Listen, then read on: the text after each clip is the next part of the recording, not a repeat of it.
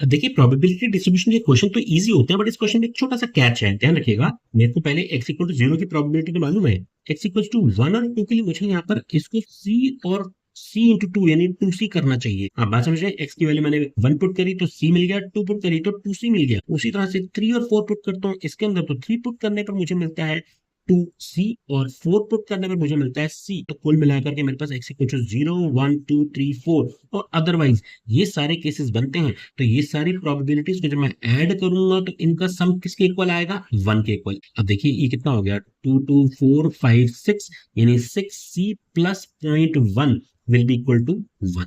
यहां से मुझे 6c इक्वल टू कितना मिला, 0.9 यानी c इज इक्वल टू आ गया 0.9 डिवाइड बाय 6 जो कि इक्वल हो जाएगा 0.15 के।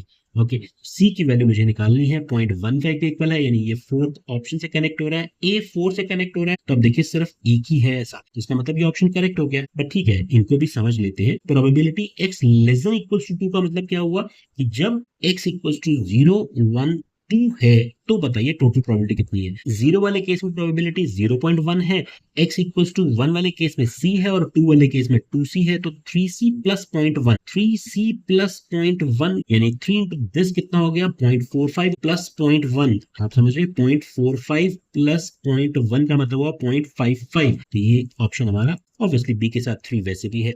x इक्वल टू 2 तो आप सीधा सीधा ही बता सकते हो किसके इक्वल है, 2c के इक्वल है। 2c बोले तो 2 इंटू दिस यानी 0.3, तो ये इसके साथ कनेक्ट हो गया। x greater than equal to का मतलब क्या हुआ, 3 4 एंड अदरवाइज, अदरवाइज तो 0 ही है, तो 3 और 4 मतलब 3c, 3c मतलब 0.75। ऑलराइट, इसी बेसिस पर 23 में पूछा गया ये वाला क्वेश्चन भी जरूर ट्राई करिएगा। All the best.